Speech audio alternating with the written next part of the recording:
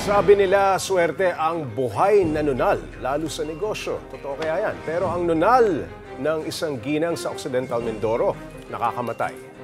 Ang simpleng nunal kasi niya, naging cancer sa balat. Para bigyan po ng mukha ang balita, Mobile Journal, Yeda Pascual.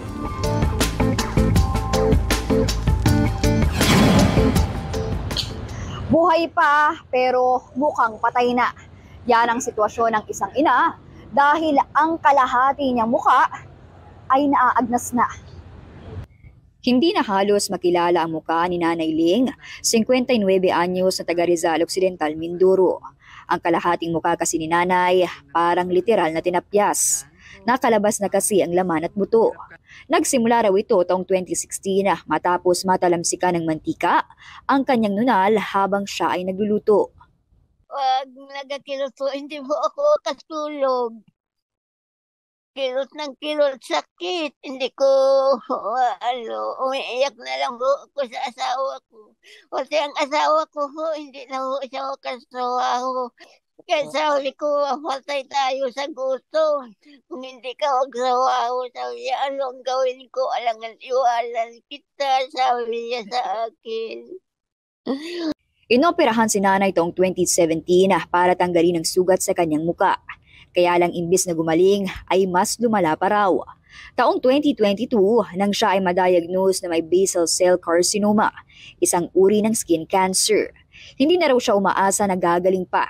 Ang ikinalulungkot niya lang daw ay wala siyang maasahang tulong. Hindi ho sapat yung ginuhodala ng mga anak ko.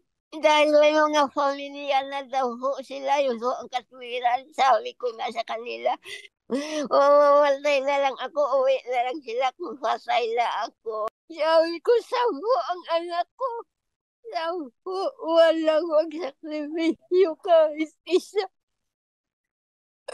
Pinost ni Belle isang concerned citizen ang kalagayan ni Nanay Ling. Nagbabaka sakali na may mga magpaabot ng tulong. Sobrang kawawa po talaga. Sobrang hirap po ng buhay nila. Sa nakwento niya nga po, parang sabi niya nga po sa amin, nag-aantay na lang siya ng kamatayan. Painkiller lang ang gamot na iniinom ni Nanay. Wala raw kasi silang pera pambili ng kanyang maintenance. Ayaw naman na ni Nanay na magpa-opera pa. Simple lang daw ang kanyang hiling. Gusto ko ho, awag na buhay ako, makakain di ho ako lang masasarap. Makakain ako lang maayos. Yun na lang ho ang aking hinihingi na tulong. Sa mga nais tumulong kay Nanay, maaari niyo pong ipadala sa detalye sa inyong screen. Ako po si Mobile Journal Yeda Pascual na nagpapaalala na ang bawat may karamdaman ay kailangan din ng kalinga. Gusto mo bang lagi kang updated sa mga balita? Aba, ay simple lang. Mag-subscribe ka na dito sa 1PH. I-click mo lang ang subscribe button at notification bell para hindi ka nahuhuli sa mga balitang dapat mong malaman.